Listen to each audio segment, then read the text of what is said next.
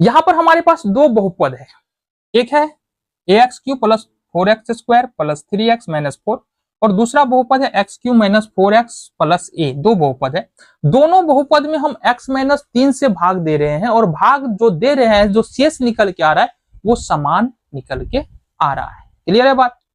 चलो हल देखिए इसका। हमने कहा बाबू, माना कि ना p ऑफ x बराबर ax³ plus 4x² plus 3x minus 4 और q ऑफ x बराबर x³ minus 4x plus a। ठीक है, ये हमारा आ गया। अब समझो है ना, p ऑफ x तथा q ऑफ x में x माइनस 3 से भाग देने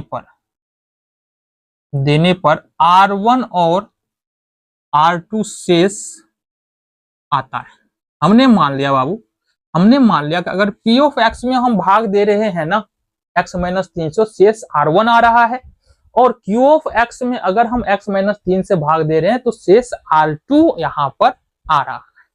अब देखना जरा, शेषफल प्रमेय का उपयोग करेंगे। शेषफल प्रमेय से P ऑफ x में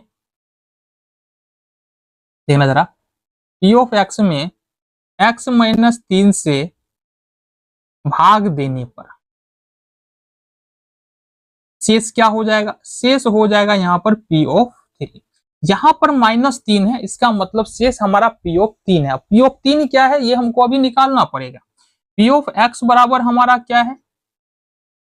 P ऑफ x बराबर हमारा क्या है? अच्छा, P ऑफ 3 ये शेष है ना हमारा, और इसको हमने क्या माना है? इसको हमने R1 भी तो माना है कि P ऑफ x में अगर हम भाग दे रहे हैं x माइनस 3 तो शेष R1 होगा। तो R1 बराबर P ऑफ x, और P ऑफ x बराबर हमारा कितना दिया है?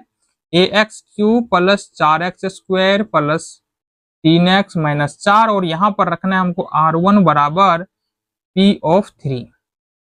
ये होगा a into 3 to the power 3 plus 4 into 3 to the power 2 plus 3 into 3 minus 4।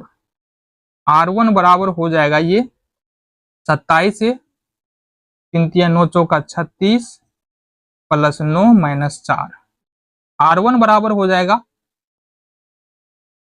27 से, ठीक है, 36 9 45 में 4 घटा देंगे तो 41 हो जाएगा। तो ये R1 का मान यहां से 27 से और प्लस में 41 निकल के आ रहा है।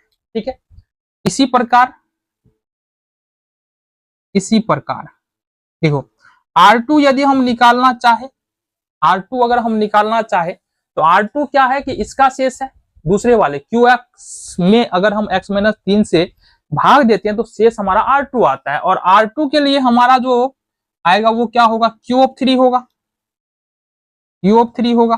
तो Q ऑफ x बराबर हमारे पास क्या है? Q ऑफ x बराबर हमारे पास है x³ minus 4x plus a, और Q ऑफ 3 बराबर यदि निकालते हैं तो 3 to the power 3 minus 4 into 3 और प्लस में a। ये 27, ये 12 और ये a हो जाएगा।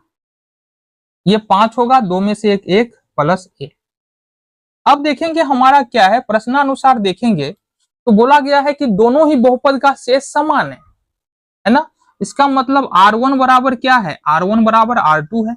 अब अगर R1 बराबर R2 है, इसका मतलब 27a प्लस 41 बराबर हो जाएगा 15 प्लस ए।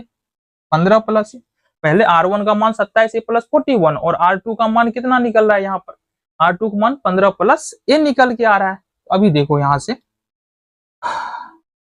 चलो जी, इसको इधर लेके आ जाते हैं तो ये कितना आएगा? 26 से आ जाएगा, और अगर इसको इधर लेके आते हैं तो 41 माइनस 41 प्लस 15, ये 26a बराबर हो जाएगा 11 में से 5 6, है ना, 11 में से 5 6 और 3 में से 1 2, माइनस में हो जाएगा। ये a बराबर यहाँ देखते तो माइनस 26 और बट्टे में 26 हो जाएगा, 26 से 26 कैंसिल आउट, -1 हमारा यहाँ से उत्तर निकल के आ जाएगा। तो a का मान कितना निकल गया? माइनस का 1।